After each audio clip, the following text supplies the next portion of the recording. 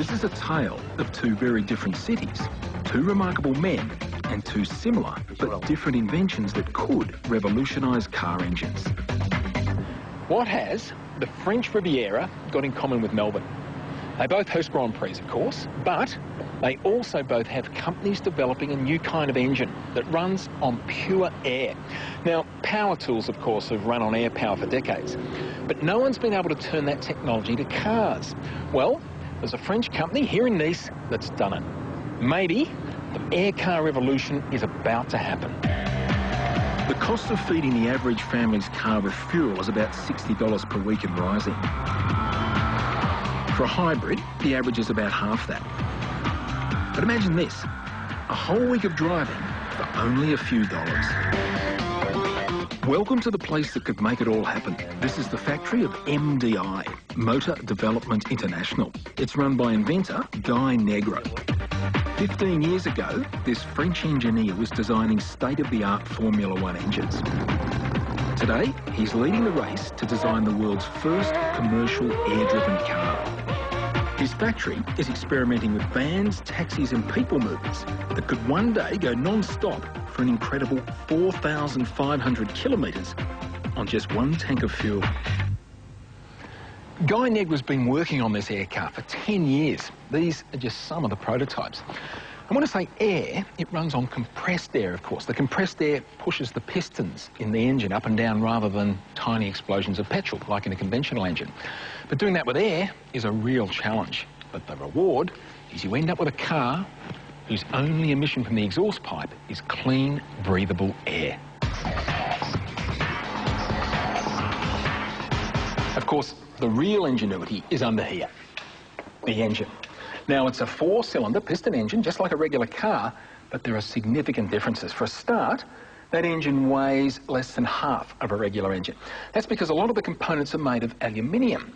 Now, the reason they can do that is because there's no combustion. This is driven by air pressure. In fact, you can hold your hand on that engine when it's running and it would just feel warm. So it's well below the melting temperature of aluminium, which means that something like 80% of this engine is made from that lightweight material. So instead of those tiny hot explosions of petrol and oxygen pushing the pistons up and down, like in a normal internal combustion engine, the air engine has compressed air doing the job instead. This is what the air car looks like underneath the seats. There are 3 compressed air cylinders, cutaway models of them here. Now, the pressure in these things is 300 bar. That's 150 times the pressure you'd pump your car tyres to. So, very high pressure environment. And that's why they're made of carbon fibre. If they made these of metal, if you had a car accident, they could explode and send shrapnel everywhere. Whereas the carbon fibre just splits. Now, the chassis itself is made of aluminium. The key to an air car is to keep everything lightweight, so you get the best possible mileage. Okay, let's give it a go. Clutch out. Hey, it's working. Jumping here. Push button gears for now, but the final version will be automatic. Now, keep in mind this is just a prototype, so it feels and drives pretty much like a normal car. Now, when they finally go to market with these cars, they say they'll have a top speed of about 110 kilometres an hour, and you should get about 200 kilometres out of the tanks in the back before you have to refill, which, given it's for city driving, it's pretty good, I'd say.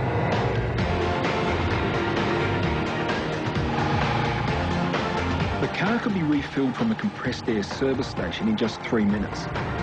Or plug it into a power point at home, and the onboard compressor will do the job in 4 hours, for about $2 worth of electricity.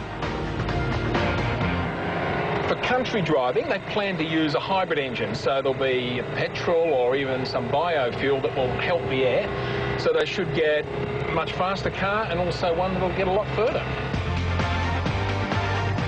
The hybrid engine would use a small amount of petrol to compress air as you go. And on just one tank of petrol, you could get from Brisbane to Perth or from Los Angeles to New York. How's that for fuel economy? MDI plan to have their first cars on sale in Europe by next year. Engines will be available in 2, 4 and 6 cylinders, with car prices starting from less than $15,000. Later in the show, the Melbourne, Australia part of the story. The backyard inventor with his own air engine, and it's a little beauty.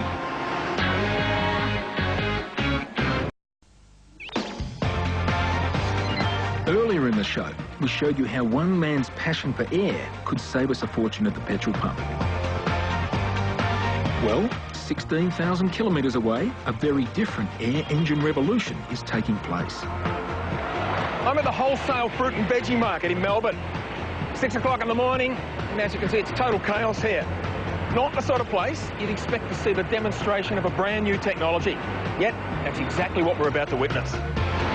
The markets are noisy and pretty polluted, thanks to all those petrol and gas-powered trolleys and forklifts. Engineer and inventor Angelo Di Pietro is hoping to put a stop to all that, using his own air engine-powered trolley. The remarkable thing about Angelo's engine is its size. This is the petrol engine that came out of that car, and he replaced it with this. It weighs just 13 kilograms. And the reason that's possible is its ingenious design. Instead of pushing pistons up and down like in a conventional petrol engine and in the French air motor, here, compressed air moves a single rotary piston around to power the central drive shaft. The beauty of the design is that the engine parts hardly touch. A layer of air cushions the rotation of the piston, so there's very little loss of energy to friction, and so very little loss of power. In a normal car, much of the engine power output can be lost running the engine itself and things like the gearbox. Angelo's rotary engine will be much more efficient. There's no gearbox, few parts to move, and the engine itself is incredibly light, so much of the power goes straight to the wheels. Its size to power ratio is incredibly good. There's not many car engines that you can hold in your hands. And Angelo has plans for a new engine weighing just 6 kilos, less than half the weight of this one. For 30 years, Angelo has dreamt of creating the perfect air engine. And he's got home video evidence that his rotary air motor has got many more applications than just the veggie markets. It works on water, in cars, and is powerful enough to pull heavy loads. Angelo is still refining his engine. When the trolley is ready for the markets, there'll be no more dangerous fumes, and it'll be simple to refill. To fill up, of course, you don't need petrol, just a bit of compressed air. Takes about 2 or 3 minutes to fill up, and for that you get about 2 hours of driving. The trolley's already got the thumbs up down at the markets. So you reckon this is the future? It's gotta be, mate. This is the invention that is gonna help the environment. It's gonna help the health of people, and it's gonna generate many thousands of jobs.